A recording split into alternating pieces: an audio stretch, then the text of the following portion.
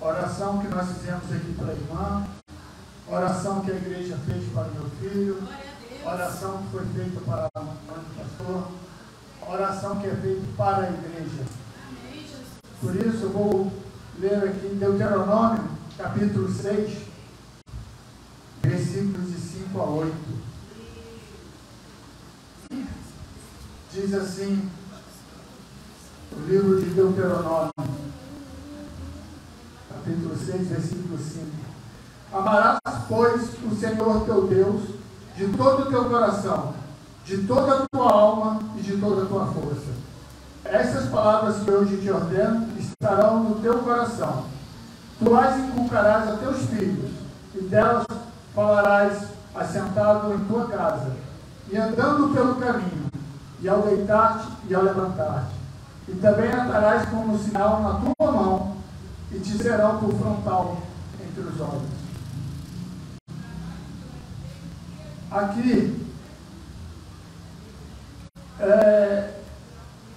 simbolizando o nosso agir referente a Deus, como nós devemos tratar, pensar, viver conforme Deus. Eu gostaria que, enquanto eu estivesse pregando, vocês lembrassem sempre de uma frase que diz assim: a fé é uma atitude de fidelidade, harmonia e sintonia com Deus. Quando nós estamos orando, nós estamos exercitando o nosso dom da fé. Nós estamos entrando em harmonia com Deus e em sintonia com as ordens espirituais. Nós não vivemos somente aqui nesse mundo. Nós não estamos aqui simplesmente para aprender a conhecer Deus. Mas nós estamos aqui hoje para ensinar a esse povo que ainda não conhece Deus, quem Ele é, quem realmente nos criou e o que Ele tem feito por nós. Amém?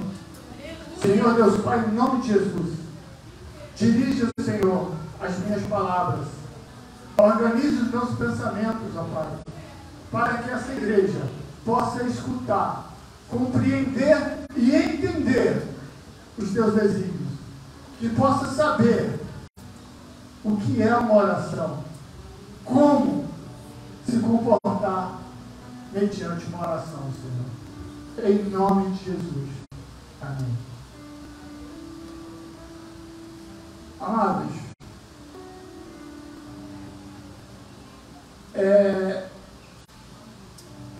em Tiago, eu vou ler vários versículos, então vou passar assim rapidamente, não vai dar para vocês acompanharem, mas em Tiago 5,17 diz assim: Elias era homem semelhante a nós, sujeito aos mesmos sentimentos, e orou com instância, para que não chovesse sobre a terra, e por 3 anos e 6 meses não choveu. Aqui diz assim: orou com instância. Mas no original é uma forma hebraística que significa literalmente orou com oração. Como pode ser isso, pastor? Orar com oração. É uma forma hebraica de passar o ensinamento. Porque orar, ele é do hebraico telalar, que significa interferir. Orar é colocar-se entre duas partes, é mediar, é estar entre os homens e Deus. É uma forma verbal que tem um significado recíproco entre quem está orando e para quem está orando.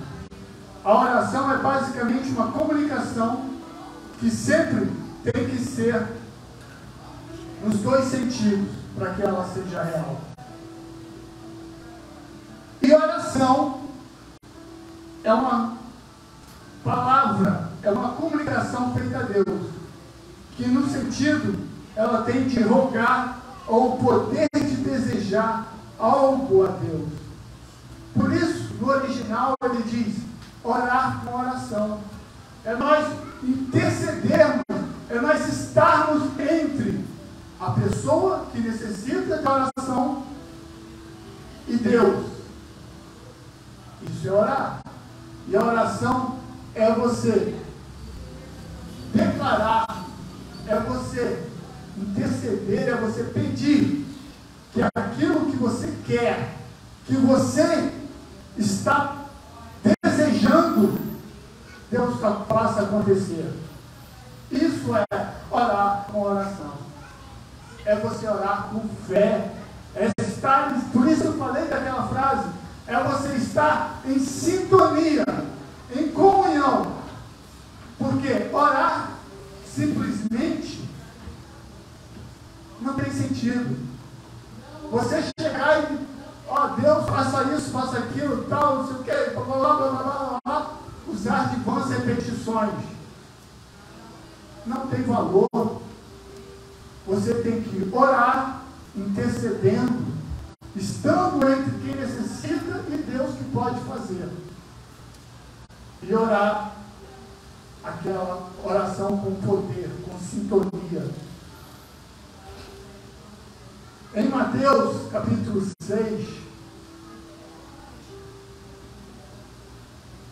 versículos 5 e 6, diz assim: e quando orardes, não sereis como os hipócritas, porque gostam de orar em pé nas sinagogas e nos cantos das praças, para serem vistos dos homens.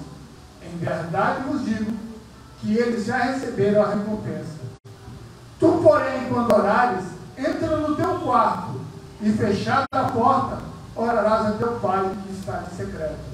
E teu Pai, que vê em secreto, te recompensará.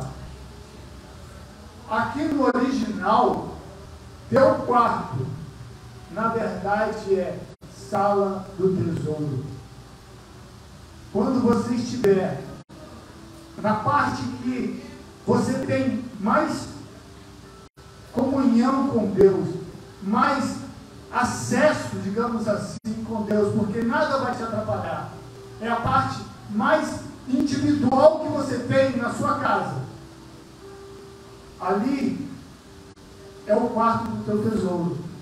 Porque ninguém entra, ninguém te atrapalha, ninguém te incomoda. Quando você está num quarto, as pessoas te respeitam. Você entra, fecha a porta, ninguém abre a porta e entra e vai fazer qualquer coisa.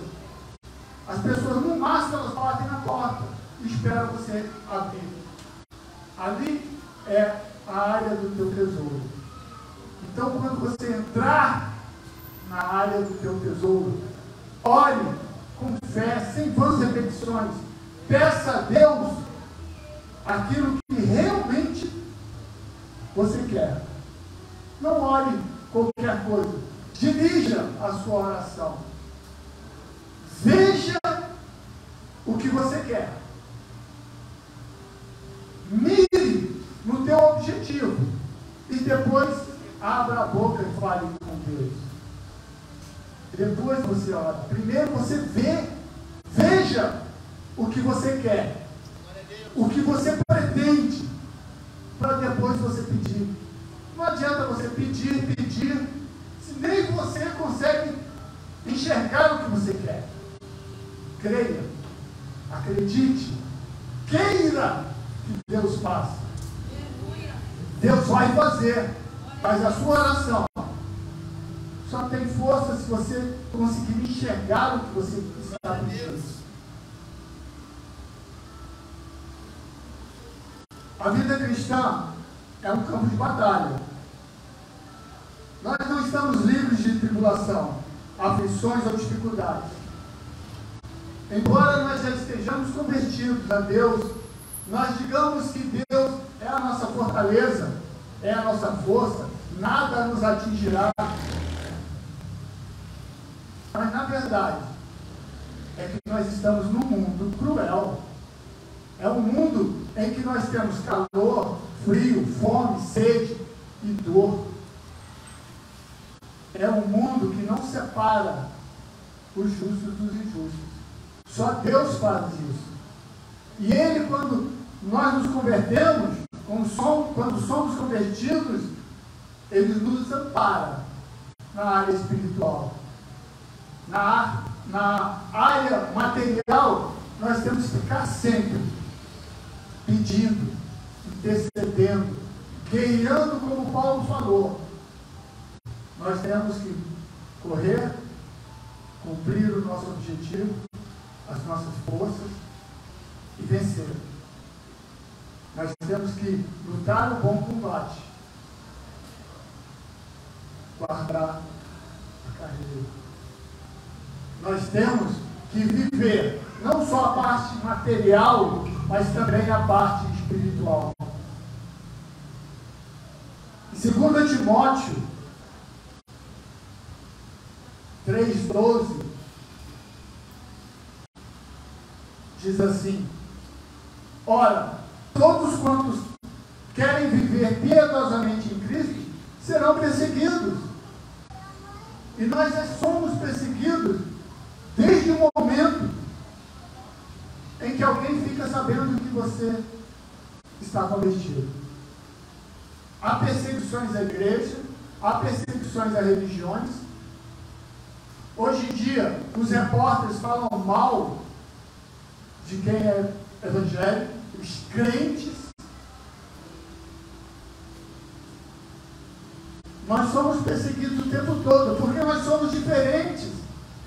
O mundo age de uma maneira, a religião tenta seguir o mundo, mas aquele que é evangélico, aquele que é convertido realmente, ele segue o mundo de maneira diferente. Nós estamos no mundo, obedecemos às leis do mundo, mas a ordem que nos rege é Deus.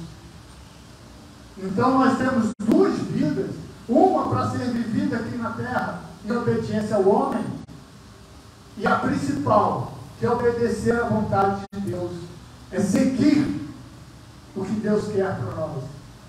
E quando nós só estamos meio que perdidos, a única coisa que nos leva, que nos dirige ao correto é a oração. Porque é com a oração que nós exercemos o dom da fé. É ali que nós podemos realmente conversar com Deus. Embora Deus esteja sempre presente nas nossas vidas, porque somos o templo do Espírito Santo, mas nós nem sempre falamos com Deus. Ele está aqui, mas eu vivo como se não estivesse. E a oração é falar com Ele como se Ele estivesse do lado. Isso é oração.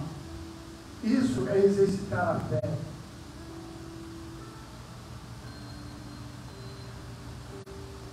São os dardos, as mentiras, as ciladas, os enganos, as tentações que o inimigo tenta nos derrotar, tenta nos infligir.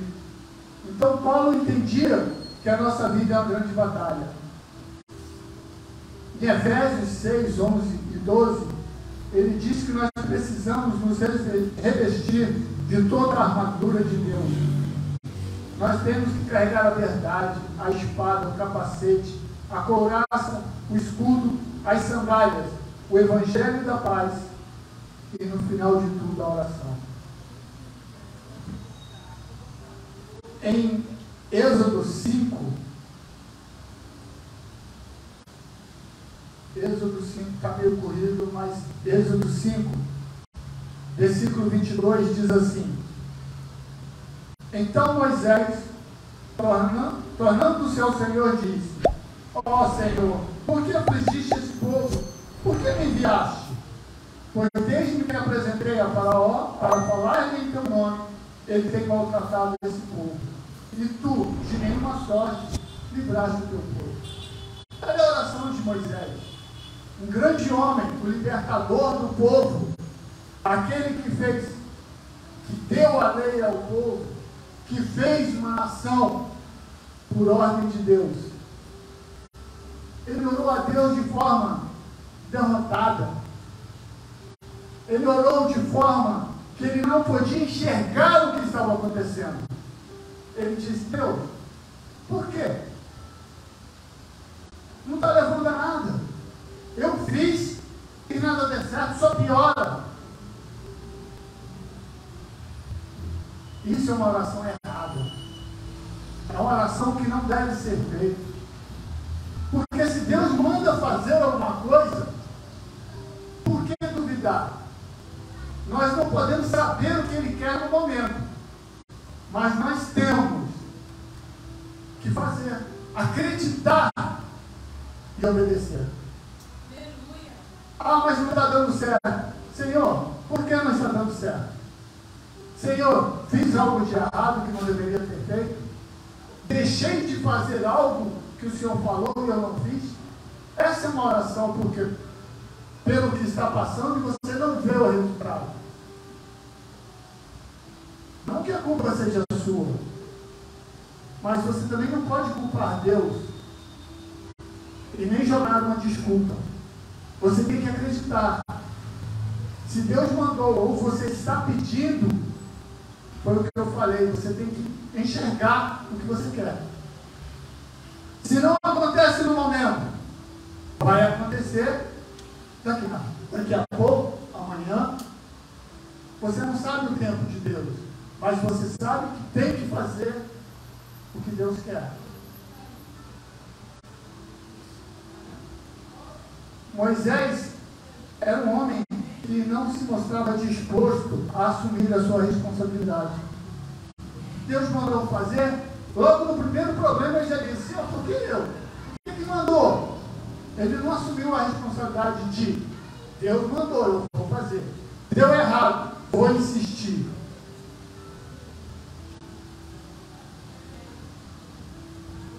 Essa oração de Moisés foi um grito de desespero, vindo de uma perplexidade da sua vocação. Era um grito de desespero: Senhor, não sei o que fazer. Não estou totalmente certo, convicto de que o Senhor pode fazer. Lembre-se que Moisés passou 40 anos aprendendo a seguir deuses estranhos. Moisés passou 40 anos aprendendo de Deus na terra de Midian. E nós ainda vemos aqui que ele ainda tinha dúvidas. Moisés era um homem normal, tem dúvidas, nós temos dúvidas, mas não podemos cometer os mesmos erros. O rei Davi foi o que melhor entendeu e deu atenção à vontade de Deus. Apesar de agir compulsivamente, Davi foi capaz de se arrepender de verdade. No Salmo 6,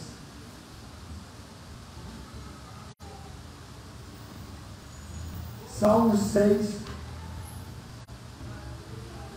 esse eu não marquei, então não tenho que procurar, né? Fazer o quê? Salmo 6, versículo 4, capítulo é meio complicado, né, gente? Salmo 6, versículo 4, diz assim: Volta-te, Senhor, e livra minha alma, salva-me por tua graça, pois na morte não há recordação de ti. No sepulcro, quem te dará louvor? Estou cansado de tanto gemer, todas as noites faço nadar o meu leito, de minhas lágrimas o amargo. Davi, ele errou. Ele também era um homem como Moisés, como nós somos. Mas Moisés não entendeu Deus. E Davi compreendeu. Davi aprendeu de Deus quando ele errou. Ele se arrependeu. Não cometeu mais os erros graves que ele cometia. Ele aprendeu o que deveria ser feito. Ele aprendeu como seguir Deus. Ele aprendeu o que esperar de Deus. Por isso, Deus disse que Davi era segundo o coração de Deus. Tinha seus problemas? Tinha. Mas ele sabia o seu limite. Ele sabia a sua esperança. O seu limite era: errei, não erro mais. Tentarei não cometer os mesmos erros. Tentarei não cometer erros tão graves. Mas a minha esperança é Deus que pode resolver tudo. Que pode tudo. Independente de Deus estar usando a sua ira, a sua benignidade, a sua misericórdia, a conduta, o comportamento e a atitude do homem para com Deus, nas profundezas do seu coração, é que dizem e mostram a revelação do caráter do homem diante de Deus. Porque o maior sacrifício do homem, na verdade, não é o jejuar, não é chorar, não é se arrepender. O maior sacrifício do homem é confessar o nome de Jesus nas horas difíceis. Vou pedir licença à igreja a contar uma história agora. Essa história se passou com um homem e o seu filho, mas é a história de oração.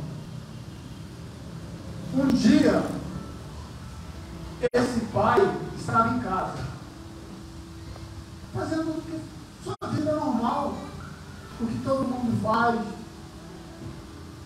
Ligam para ele: pai, vem aqui no hospital pegar teu filho que quebrou a perna. Esse pai saiu de casa e falou: tudo bem. O que aconteceu? Vou lá saber. Isso é normal, todo mundo quebra a perna. Foi para o hospital. Chegando no hospital, olha, eu vim pegar meu filho, que deve estar numa cadeira de rodas aí, esperando para levar de Uber. A enfermeira olhou e falou: pai, o nome do teu filho? Marcos. Pai, me acompanha. Me levou até um canto, uma mesa, uma maca, encostada na parede, perto de uma porta. E o filho ali que estava meio que estrebuchando de dor. Eu olhei para aquilo e falei: enfermeira, você está tratado? Não é uma perna quebrada? Não. Ele está assim, se tremendo todo, é um medicamento. Mas, pai, não é só uma perna quebrada. Chega um médico para mim, chega o médico para o pai. Chega o médico para o pai e fala: pai, eu vou te falar duas coisas. Se é você, eu virava as costas e te deixava em cima dessa cama. Não tem esperança. Mas esse teu filho, ele é jovem. Esse teu filho é forte. O que eu tenho que fazer? É deixar com que ele consiga viver. Se vai perder a perna, não posso fazer nada. Se ele vai parar de falar, o que eu posso fazer? A minha função é deixar ele vivo, independente de qual ele fica, porque ele é forte. Então, pai, acredite que ele vai passar por isso, ele vai sobreviver. Nessa hora, o pai só olhou para a criança, para o filho, e falou assim: Deus, ele está sofrendo, ele não está aguentando, tire essa dor dele e põe em mim, assim ele para de sofrer. Isso foi uma oração correta? Não. Deus não atendeu. Por quê? Se ele passa aquela dor para o pai ia gritar, ia sentir dor, os médicos iam tentar atender. E o que esse homem tem? Não sei. Vamos fazer um monte de exame. Meu filho não está sentindo nada, deixa ele aí quieto. O filho ia morrer. Não ia ter tratamento. Ninguém ia se interessar pelo filho.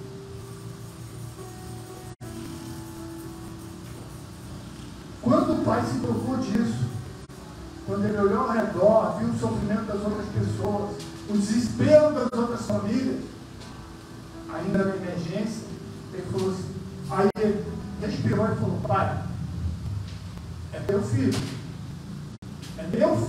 mas eu sou pai para ensinar, para educar, mostrar a tua palavra, mas é teu filho, o Senhor deu a vida, o Senhor pode tirar, mas dá o teu jeito, mas faz um milagre.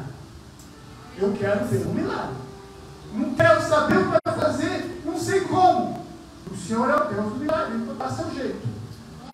Eu não quero que ele sofra. Tire a dor dele. E aquilo prolongou, e o pai só falava essa oração. Quando eles foram para saíram da emergência, passou um médico e olhou para ele, um médico que nem sabia quem ele era, olhou para ele e falou, esse garoto, esse filho, não está normal, é emergência. UTI com ele. Já chegou em coma e entubado. 8 dias se passaram com o filho em coma. E o pai todo dia, assim que podia receber a visita, o pai estava ali do lado. Médico, o que está acontecendo? E a oração se repetia, Senhor, tire a dor. Até que o médico chegou e falou assim, pai, ele tem um problema na perna, quebrou o ferro em 2 lugares. Ele está com pneumonia, porque ele respirou sangue. E ele está com traumatismo craniano.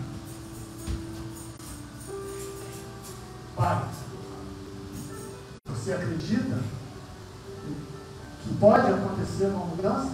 Creia. Porque a situação é crítica. E aí aquele pai começou a orar. Senhor, tira a dor. Mas o Senhor já tirou. Ele tem como? Não sente mais nada. Agora eu quero um outro milagre. Dá o teu jeito. O Senhor já deu um, dá outro. Dá o teu jeito. Eu quero os ossos unidos novamente, calcificados. Eu quero a carne emendada. Eu quero os músculos unidos. Eu quero o pulmão limpo. E o cérebro, como era um mês atrás. Eu quero ele assim. Eu não recebo ele sem perna. Não recebo ele sem saber falar, sem saber ouvir, sem saber o que está acontecendo. São 30 anos com ele assim, inteligente. Eu não vou suportar. Ele pode até aceitar a condição dele. Mas eu, pai, não vou aceitar. Isso se passou 8 dias. 8 dias na mesma oração, na mesma situação. Essa foi uma oração sábia. Por quê? Porque ele via o que ele queria. Ele sabia o objetivo da oração. 8 dias depois, o filho acordou. Glória a Deus. Glória a Deus.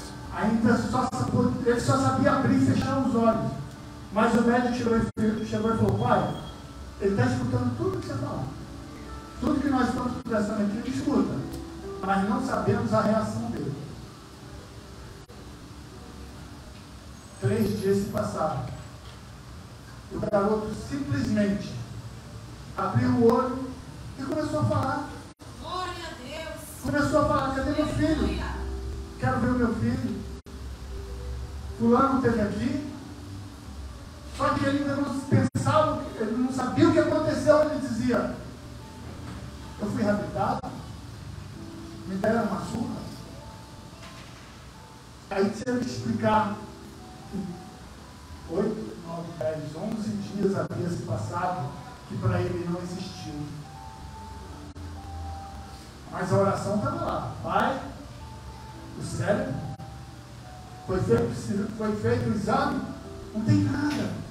O cérebro já desinchou. O Senhor deu o seu jeito. fez o milagre. E o resto? Falta o pulmão, falta a perna. E a oração continuou. Até que 2 dias depois o médico voltou. Garoto, teu nome e você está bem? O rapaz falou o nome, falou que estava bem. O médico virou para o pai e disse, aliás, virou para o garoto e disse, você é um milagre, não era para estar aqui hoje. Glória a Deus, aleluia. Virou para o pai e falou, pai, você acreditou? Aí o teu milagre. Agradeça, porque por mim ele não estaria aqui hoje. E o garoto foi para a enfermaria, saiu da UTI, foi para a enfermaria, passou um dia na enfermaria, aliás, uma noite na enfermaria. Quando o médico voltou, e aí, tudo bem? Já estava falando, conversando, rindo com as outras pessoas do quarto. Falou, vai embora. Você não precisa mais ficar aqui. O problema é sua perna, que já foi feita a cirurgia. E essa cirurgia não precisa de outra. É uma só e acabou. Pode ir para casa. Agora é só recuperar e fisioterapia.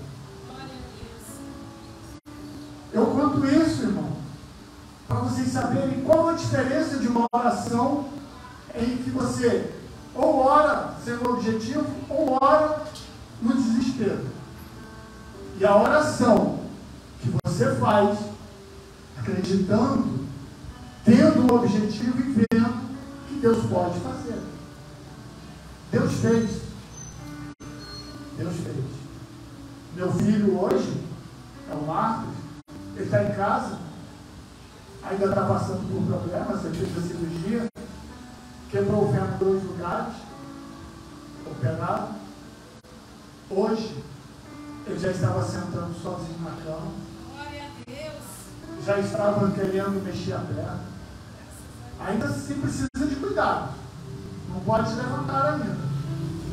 Mas ele já tenta. Não ficou sequela. Pulmão limpo. O cérebro perfeito. E a perna? A cirurgia não precisou daquele monte de grampo. É só um grampo fixo que eu brinco com ele, que você agora é um homem de ferro. Não pode passar num banco, no aeroporto, que o troço vai apitar. É um homem de ferro. Então a armadura vai dizer, você tem um ferro aí. Mas para isso, Deus atendeu as orações. Glória a Deus, aleluia. Quando você ora com um objetivo, sabendo o que você quer, Deus responde a tua oração. Não há oração que não tenha poder. Não há oração que Deus não responda. Pastor, isso é coincidência. Aconteceu uma vez. Amados, em 1 Crônica, capítulo 4, versículo 9 e 10, conta uma pequena história que diz assim: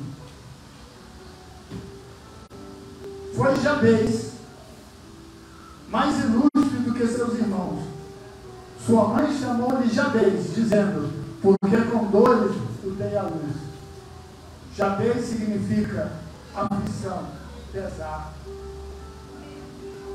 E no versículo 10 diz, Jabez invocou o Deus de Israel, dizendo, tomara que me abençoes e me alargues as fronteiras.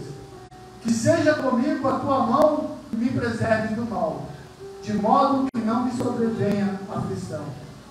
E Deus lhe concedeu o que tinha pedido. Não tem outra passagem na Bíblia com esse nome, pode procurar. Não diz o passado, não diz o futuro, só diz que Jabez foi a única pessoa na Bíblia que recebeu tudo o que pediu a Deus. Tudo o que ele pediu a Deus. E ele teve a resposta de Deus. Ele ele foi abençoado, ele foi abençoado em família, e tudo que ele tinha, Deus prosperou. Tudo que ele passava, Deus ajudava. Porque ele soube, a vida dele, toda retratada na Bíblia, é uma oração. Não tem mais nada na Bíblia a não ser uma oração. Foi como os hinos que nós cantamos aqui hoje. Principalmente o segundo hino. Eu ouvia o hino e falava, a minha pregação está nesse hino.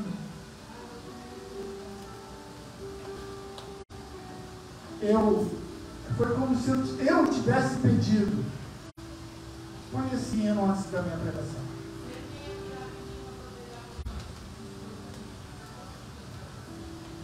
Jabez, ele invocou o Senhor Deus quando alguém não acreditava nele. Então ele invocou o Deus de Israel.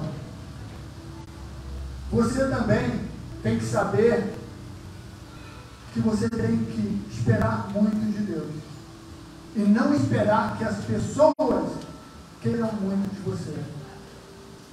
Você tem que ser você mesmo.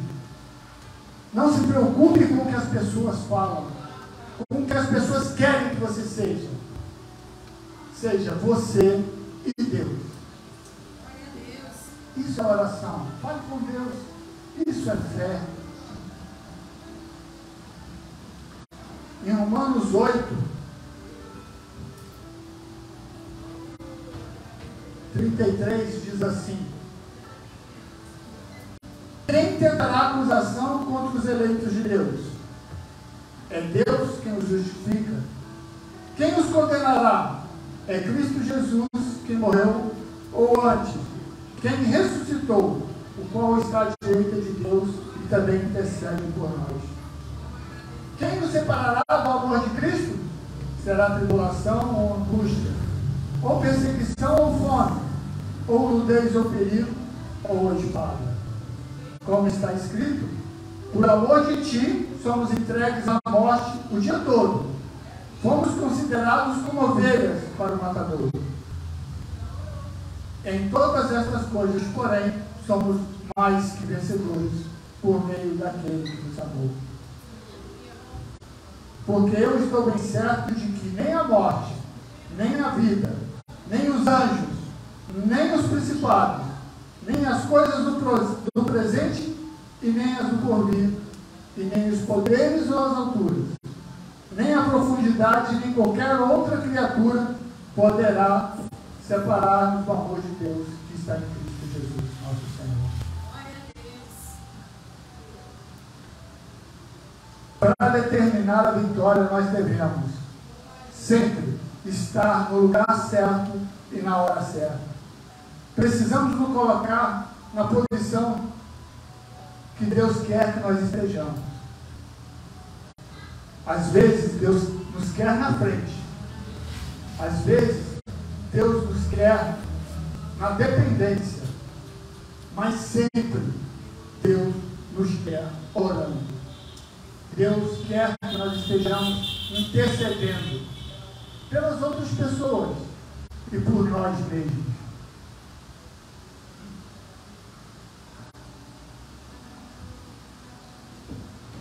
Peça ao Senhor para ensinar a você, a te ajudar a confiar nele. Peça a Deus para que Ele esteja sempre te dando força, te orientando, porque é difícil na vida normal e nas dores. Então peça a Deus, me ajude. A sua oração tem que ser: me oriente, me faça entender e compreender o que o Senhor quer, o que eu preciso fazer, o que o Senhor tem preparado para mim, para a minha família e para aqueles que estão ao meu lado. Orar é se entregar a Deus. Orar é confiar. Orar é interceder pelas outras pessoas, pelos teus irmãos, pela tua família. Você não está só nesse mundo, você não veio para ser só neste mundo. Por mais que você esteja sozinho, Deus é contigo. E a tua oração é que te liga ao mundo espiritual, é que te faz receber as bênçãos de Deus. Amém? Então, eu peço à igreja, interceda, peça, se coloque entre Deus e uma pessoa. Se coloque da maneira que você possa ajudar alguém. Não viva separado, não viva distante daqueles que te rodeiam. Seja a mão de Deus na vida das outras pessoas. Glória a Deus. Amém. Amém. Glória a Deus.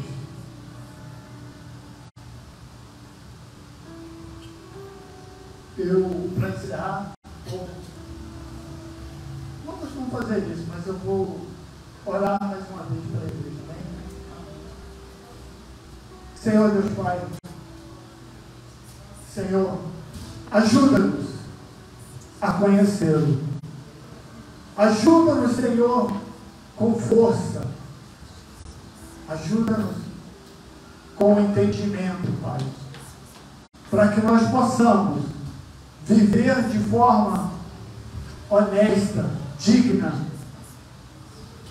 assim como Davi viveu, que cometeu seus erros, mas aprendeu a segui-lo, a obedecê-lo. Que sejamos como Jabez, que soube fazer a oração de maneira correta pela vida dele e da família. Sejamos nós mesmos, ó Deus, a ser guiados, orientados e o mediador neste mundo para os teus filhos. Amém. Amém. Glória a Deus. A palma louva o Senhor, igreja.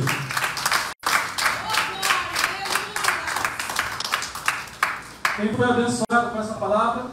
Glória a Deus. Aleluia. Eu fui abençoado. Amém, Jesus. A palavra gloriosa da parte do Senhor, que Deus abençoe. O pastor Cardoso continua usando ele assim, com poder e grande glória nessa terra, tá? E dentro da sua palavra. Amém? Amados, estamos quase terminando este culto abençoado. Tá? Eu vou chamar aqui a nossa irmã Iracema, para que ela faça as considerações finais e faça os anúncios da igreja. Logo em seguida, nós estaremos orando. Amém?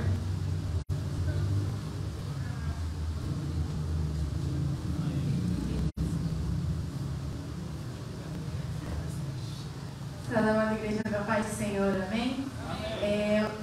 A gente não tem anúncio hoje de fato, os anúncios que a gente tem são os anúncios comuns da igreja. Toda terça-feira, toda segunda-feira a gente tem curso aqui na igreja, a gente tem Mulher Única e Homens ao Máximo. As turmas já estão fechadas, mas quando tiverem novos cursos, a igreja vai ser comunicada, para todos poderem participar, quem tiver interesse. Toda terça-feira, como o pastor já falou ao longo do culto, nós temos os nossos grupos de vida. Os grupos de vida, atualmente, nós temos 2, um fica ali na Praça do Caju, na Capanema, e o outro fica lá nos bancários, na casa do irmão Marcos. Todos estão convidados também a comparecer, começa às 8 horas. Toda quarta-feira a gente tem o nosso curso de teologia aqui na igreja. Como já foi falado também, essas próximas aulas serão sobre célula, então todos estão convidados a participar. O curso começa às 19 horas. Toda quinta-feira nós temos culto aqui na igreja, que é a nossa quinta profética, começa às 19h30. Então todos estão convidados a comparecer também, estamos cultuando ao Senhor. Toda sexta nós temos a nossa tarde da bênção. Essa sexta-feira agora nós teremos a nossa tarde da bênção prolongado. Então o culto ele vai começar às 15 horas e ele vai ter, serão 2 cultos seguidos, Então todos estão convidados aqui para estar presente. Quem não puder chegar às 3, pode chegar ao longo do dia, porque o culto vai ter continuação, tá? Termina às 9 horas a princípio, mas podem vir, todos estão convidados. Convidamos todos a estarem aqui nesse dia. Inclusive, todos sabem que toda sexta-feira nós temos encontro dos jovens, mas excepcionalmente nessa sexta os jovens vão chegar mais cedo e estarão com a gente desde 3 horas até o final do culto. Todos já estão cientes. Amém? Amém. Aqui está o nosso YouTube, a nossa página, o nosso canal da igreja. Convidamos a todos a se inscreverem. Todas as nossas pregações elas são colocadas ali. Então, se por um acaso você não pode vir em algum culto, quer escutar a palavra, ver a palavra, ela fica ali no nosso canal. Então, estão todos convidados a estarem lá, seguindo a gente e assistindo os nossos cultos e as nossas pregações anteriores. É isso, gente. Agradeço a oportunidade. Amém. Amém. Vamos ficar de pé um instante, igreja? Para a gente terminar de encerrar o culto. Eu vou fazer esta oração final agora, meu amado. E eu vou pedir, depois de seguida, ao pastor André para vir prestar a bênção apostólica. Amém? Oremos. Bendito Deus e eterno Pai, graças te damos, Senhor, pela tua presença aqui neste lugar. Pai Santo, muito obrigado por este culto abençoado, Pai, em que o Senhor, meu Deus, nos abençoou, Senhor, através dos louvores, através das orações, através da tua palavra, Pai. Muito obrigado, Pai, por este privilégio que muitos não têm, Pai. Muito obrigado, Pai, por esta liberdade que o Senhor nos proporciona, Pai. Pai querido Santo amado, queremos te agradecer, ó Deus, por tu ter, Senhor, nos trazido até aqui, Senhor, debaixo da tua graça, Pai, debaixo da tua proteção.